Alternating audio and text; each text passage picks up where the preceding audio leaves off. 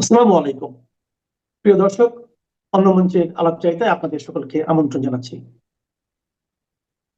দর্শক, আপনারা জানেন এই মুহূর্তে রাজনীতিতে সব বিচিত্র সব ঘটনা ঘটছে। প্রথমত জুলাই সনদ কিভাবে বাস্তবায়ন হবে, সেটা নিয়ে সরকার কি করতে পারে, তারা কি আদেশ দিতে পারে, এটা নিয়ে আলোচনা। এবং সেটার মধ্যে আবার কি হবে, ওটা দেওয়ার পর বিএনপির বক্তব্য, তাদের সঙ্গে প্রতারণা করা হয়েছে, জাতীয় ঐক্যের নামে অনৈক্য তৈরি করা হয়েছে। এর মধ্যে জামাত বলছে গণভোট করতে হবে এবং সেটা ইমিডিয়েট করতে হবে, নির্বাচনের আগেই করতে হবে। বিএনপি বলেছে নির্বাচনের দিন করতে হবে। এই সমস্যাগুলি মিটবে কিভাবে? না মিটলে নির্বাচন হবে কিভাবে? এর মধ্যে আবার ওই যে বলে না গদের উপর বিস্ফোরা, সেটা হলো যে এনসিপির প্রতীক চাইলো শাপলা পাইলো কলি। এখন কেউ বলছে কলি পাওয়া ঠিক হচ্ছে না, শাপলা পাওয়া উচিত ছিল। এইসব নিয়ে আমরা আজকে কথা বলবো। এবং কথা বলার জন্য যথারীতি আমাদের শুক্রবারের অতিথি জনাব আনিস আলমগীর, সাংবাদিক ও কলামিস্ট, আপনাদের আমন্ত্রণে এসেছেন। জনাব আনিস আলমগীর, আপনাকে আমাদের অনুষ্ঠানে স্বাগত জানাচ্ছি। জনাব আনিস আলমগীর, আপনি যদি একটা একটা করে বলেন যে আসলে জুলাই সনদ নিয়ে হচ্ছেটা কি? সেটা তো একটা বড় কোশ্চেন জাতির। হচ্ছে এটা কি, কত কোটি টাকা খরচ করে 9 মাস ধরে বৈঠক করে তারা যেটা প্রোডাকশন দিল সেটা নিয়ে এখন যেই কয়টা বাজারে দল ছিল তারাই এটাকে আপত্তি করছে বাজারে। বলছে এই জন্যই যে বাজারে অনুপস্থিত তো আরো অনেক দল আছে। 55টা দলের মধ্যে মাত্র 25টা দল এটাতে স্বাক্ষর করেছে। তো বাকিরা অনেকের বাইরে বাকিদেরকে রেখে দিয়েছেন আপনি। এখন ঐক্যের মধ্যে যারা ছিলেন তাদের মধ্যে আবার সৃষ্টি হয়েছে এখন অনৈক্য, এবং প্রধানত এই অনৈক্য যে কারণটা সেটা হচ্ছে যে বিএনপি যে অভিযোগ করছে সেটা হচ্ছে যে এটা তাদেরকে এক ধরনের প্রতারণা করা হয়েছে, এবং এটার রেফারি যারা আছে তারা নিজেরাই গোল দিয়ে দিচ্ছে। আর যে তাদের মূল অভিযোগের যে বিষয়টা সেটা হচ্ছে যে 48টা সংবিধান সংক্রান্ত যে প্রস্তাবনা রয়েছে সেখানে 18টার মধ্যে তাদের নোট অফ ডিসেন্ট দেওয়া আছে, এবং কি কারণে দেওয়া আছে সেটাও এখানে উল্লেখ আছে। কিন্তু ঐক্যমত কমিশন যে চূড়ান্ত যে রিপোর্ট দিয়েছে সেখানে যেখানে ভোটের কথা বলা হয়েছে সেখানে ওইগুলো উল্লেখ নাই। তো উল্লেখ যদি না থাকে তাহলে তো সত্যি এটা একটা প্রতারণা একটা দলের সঙ্গে। আর দ্বিতীয়ত হচ্ছে যে এর গণভোট কোন দিন হবে, এটা রিজনেবল কাহিনী হচ্ছে যে এটা ভোটের দিন হওয়া উচিত, কিন্তু না, এটা ভোটের আগে হতে হবে।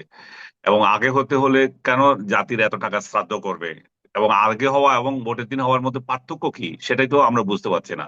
যদি সেটা বোঝানো যেত যে আগের দিন হলে আমাদের এই লাভ, ভোটের দিন হলে আমাদের এই ক্ষতি, তো সেটা মানুষ বুঝতে পারতো।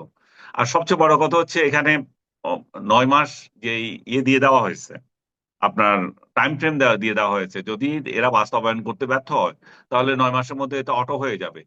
অটোই যদি হয়ে যায় তাহলে, এবং আরেকটা বিষয় হচ্ছে যে এটাকে আইনি ভিত্তি দেওয়ার জন্য সরকার একটা ইয়েও দেবে, অধ্যাদেশও জারি করবে। তো এত কিছুর পরেও যখন অধ্যাদেশ জারি করবেন, যখন আইনি ভিত্তি দেওয়ার জন্য 9 মাসে অটো হয়ে যাবে, এবং তাও না পারলে পরবর্তীতে এরা আবার বসে ডিসিশন নেবে সংসদ সদস্যরা, এত কিছু হওয়ার রাখা সত্ত্বেও তাহলে গণভোটটা কি কারণে সেটাই আমি বুঝি না। এটা আমার মাথায় আসছে না, আপনি জানেন কিনা জানি না। আর এই গণভোট যদি আহ হবেই, সেখানে যদি আবার না ভোট ইয়ে হয়, আপনার জয়ী হয়, তাহলে এই যে অধ্যাদেশ জারি করছেন আপনি এবং 9 মাসে যে টাইম ফ্রেম দিচ্ছেন তাহলে সেগুলো কোথায় যাবে? এবং আমার তো মনে হচ্ছে যে যদি সত্যিকার অর্থে না ভোট জয়ী হওয়াটা অসম্ভব কিছু না, যদি বিএনপি এখানে অবস্থান নেয়। বিএনপি অলরেডি সোশ্যাল মিডিয়ায় তাদের ক্যাম্পেইন আছে, অনেকগুলো ইস্যুতে তাদের না, এবং এটা ধরেই নিচ্ছে যে তারা গণভোটের বিরুদ্ধেই একটা অবস্থান নিয়েছে। জুলাই সনদের বিরুদ্ধে তারা অবস্থান নেয় নাই, কিন্তু গণভোটের বিরুদ্ধে তাদের অবস্থান না। কিন্তু এটাকে জুলাই সনদের এগনিস্টে যাওয়া তো বিচিত্র কিছু না। তো এই পরিস্থিতিতে আমার মনে হচ্ছে বিষয়টা খুবই ঘোলাটে। আর সবচেয়ে বড় যে বিষয়টা, কালকে আসিফ নজরুল যে ইয়ে দিলেন, প্রেস ব্রিফিং বললেন, সেখানে উনি উনি উল্লেখ করছেন যে এখন উনি এটা দুঃখ প্রকাশ করেছেন যে মানে হতাশা ব্যক্ত করেছেন যে রাজনৈতিক দলগুলোর এই বিভক্তি আমরা এখন কি করতে পারি, সরকার একটা বিব্রতকর পরিস্থিতিতে। এই পরিস্থিতিতে এটা চূড়ান্ত সিদ্ধান্ত নেওয়ার মালিক এখন আহ প্রধান উপদেষ্টা উনি উনি করবেন। তো প্রধান উপদেষ্টা কি রাষ্ট্রের সর্বোচ্চ ব্যক্তি নাকি? উনি কি করে এটা চূড়ান্ত সিদ্ধান্ত দেন? এখানে চূড়ান্ত সিদ্ধান্ত দেওয়ার জন্য তো রাষ্ট্রপতি আছে। তো রাষ্ট্রপতি পদটা তাহলে বিলুপ্ত করে প্রধান উপদেষ্টা রাষ্ট্রপতির ঊর্ধ্বে এটা এখানে ডিক্লেয়ার করে দিলেই তো হয়। এত সব তাল বাহানোর তো প্রয়োজন নেই মনে হয় আমার।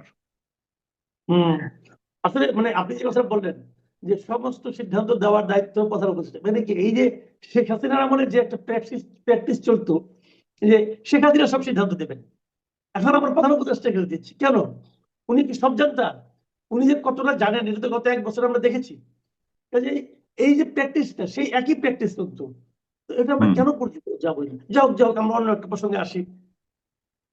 আপনি জানেন একটা জিনিস, সেই জিনিসটা হলো যে এর মধ্যে এই গণভোট নিয়ে আপনি যে বলেন না, যে একটা সম্ভাবনা আছে, না হয়ে গেলে কি হবে, না যদি হয়ে যায় তাহলে এতদিন ধরে যে এতদিন ধরে যে আমরা যে আলোচনা করলাম, টাকা পয়সা খরচ করলাম, সবই তো না হয়ে যাবে। কিন্তু এই যে হুম। সংস্কার জুলাই সনদ যেটা হয়েছে, তার মধ্যে তো ভালো ভালো অনেক কিছু আছে। এই সবগুলিকে না করার যে রিস্কটা, এই রিস্কটা এবার জামাতে ইসলাম নেওয়ার জন্য তো গোল হয়েছে কেন? জামাতের এই গোল ধরার কারণটা কি আপনি কোনো ধারণা করতে পারেন? কেন এর মধ্যে পিছনে কি রাজনীতি থাকতে পারে? আমি জানি না, তারা বিএনপি যেটা করবে সেটার বিরোধিতা করাই হয়তো এখন তাদের রাজনীতি হয়েছে। আওয়ামী লীগ যা করবে তার বিরোধিতা করা যখন একসময় বিএনপি রাজনীতি ছিল, এখন এই অবস্থায় কেন তারা একটা জুলাই সনদ করেছে? আপনি যেটা বললেন 84টা পয়েন্টের মধ্যে সবগুলো তো খারাপ তা তো না, অনেকগুলো তো রাইট। জাতির প্রয়োজন আছে। তো আছে। সেগুলোর জন্য তো সংসদই ছিল সবচেয়ে বেটার ওয়ে। এখন আপনারা সংসদকে পাশ কাটিয়ে নিজেরা করতে চান, এবং করতে চান সেই জায়গায়ও আপনাদের আপত্তি। এবং গণভোট কেন আগে হতে হবে সেটার কোনো ব্যাখ্যা আমি আমি সুস্পষ্টভাবে পাচ্ছি না যে এটাতে এই উপকার হয়। এখন তো মানুষ অন্যভাবে ধরে নিতে পারে, গণভোট যদি না হয়, কোনো কারণে এটা যদি না জিতে, তাহলে এরা ভোট দিবে কিনা। এবং তখন তো এই এই জুলাই বিপ্লবী যারা আছে বা জুলাই আহ, যারা আফোল্ড করেন, তারা তো একসঙ্গে বলবেন যে আমাদের জুলাই চলে গেল।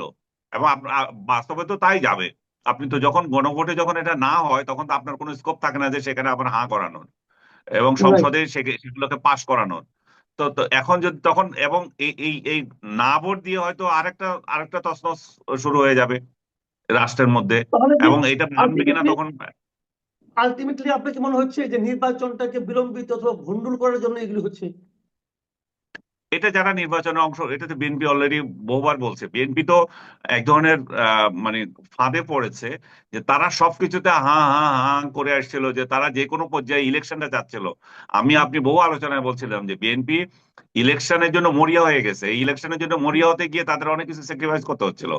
এই স্যাক্রিফাইস করতে করতে তাদের এই এক দশা হচ্ছে। তারা যখন যে পয়েন্টে দাঁড়িয়েছিল যে ডিসেম্বরের মধ্যে ইলেকশন দিতে হবে, সেটাই ছিল তাদের বড় স্ট্যান্ড। তারা সেখান থেকে সরে গিয়ে আজকে এত সব কাহিনী তৈরি হচ্ছে। এখন ইলেকশন হবে কিনা সেটা নিয়ে আমরা দুশ্চিন্তা আছি। আর এই দুশ্চিন্তা মানে আমাদের দুশ্চিন্তা না, এটা জাতির দুশ্চিন্তা।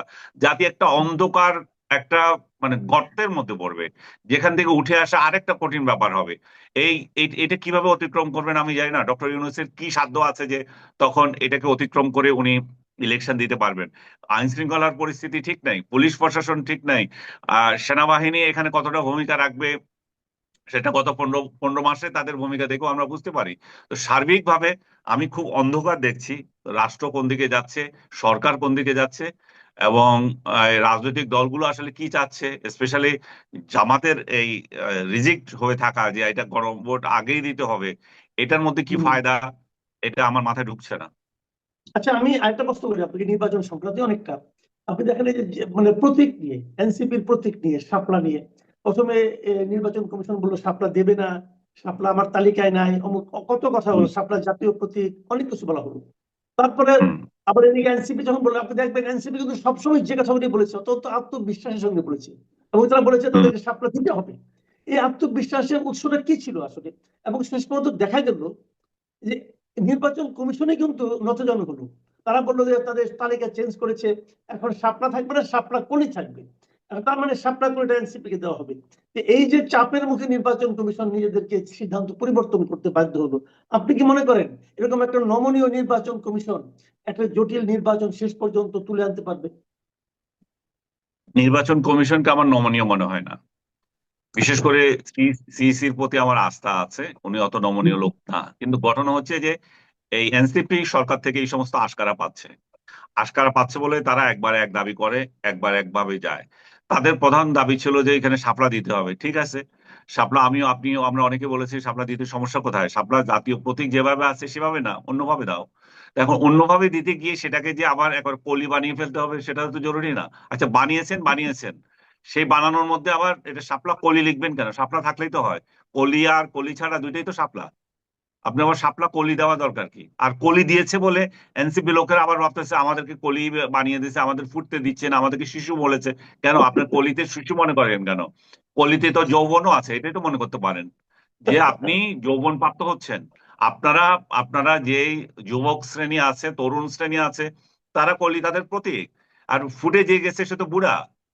তাহলে আপনি তো ইন্টারপ্রিটেশন আপনি আপনার মতো করছেন কেন? ব্যাখ্যা তো আপনি ভালো পজিটিভলিও নিতে পারেন, নেগেটিভলিও নিতে পারেন। কিন্তু আমি মনে করি যে এটা কুড়ি নাম দেওয়া দরকার ছিল না, এটা সাপ্লাই দেওয়া দরকার ছিল। আর সাপ্লাই যদি তাদেরকে দিতে হয় তাহলে জাতীয় প্রতীক যেভাবে আছে সেভাবে নয়, সেটা বিকল্প পদ্ধতিতে দিতে হবে এবং এটা সমাধান করা উচিত। আমার কেন জানি মনে হয় এগুলো সাজানো গেম, এগুলা এই সাজানো গেমের মাধ্যমে এরা এভাবে আগাচ্ছে। হুম। তো এখন সব মিলিয়ে আমি আমি মানে আমাদের আলোচনা শেষ করে যে নিয়ে আসছি আসলে, সব মিলিয়ে আপনার কাছে কি মনে হচ্ছে সামনে নির্বাচনকে নিয়ে আপনি আসলে কি দেখছেন, মানে কি হতে পারে, কোন দিকে কি হতে পারে, রাজনীতির দিক দিয়ে কি হতে পারে, ডক্টর ইউনূসের দিক দিয়ে কি হতে পারে, এবং সবচেয়ে বড় কথা জনগণ যে প্রত্যাশা করেছিল দীর্ঘদিন ধরে যে তারা একটা নির্বাচন, অবাধ নির্বাচন হবে, সেই নির্বাচনে ভোট দিতে চাইবে, সেটার কি হতে পারে। এবং তারও যে একটা বার্নিং কোশ্চেন কিন্তু রয়ে গেছে, সেটা হলো যে নৌকার যারা ভোট, যারা প্রচুর লোক আছে যারা নাকি জীবনে কখনো নৌকা ছাড়া অন্য কোনো মার্কায় ভোট দেয়নি, তারা কি পাবে হুম। বিকল্প হিসেবে। এই সব মিলিয়ে আপনার সামনে কি দেখছেন? না, আপনার শেষ কথাই বলি যে নৌকার প্রতীকে যারা ভোট দেবে তারা কোথায় দেবে, সেটা তো শেখ হাসিনা তার সাম্প্রতিক তিনটে মিডিয়ার সাথে ইন্টারভিউতে যে যে ইন্টারভিউ দিলেন, Reuters, AFP plus the independent পত্রিকা লন্ডনের, তিনটাতেও এটা তো প্রতিফলিত হয়েছে প্রায় একই রকম কথাবার্তা এই তিনটে নির্বাচনে, তিনটে ইন্টারভিউতে আছে যে নির্বাচনে তারা ভোট দিয়ে তার দলের লোকেরা ভোট দিতে যাবে না।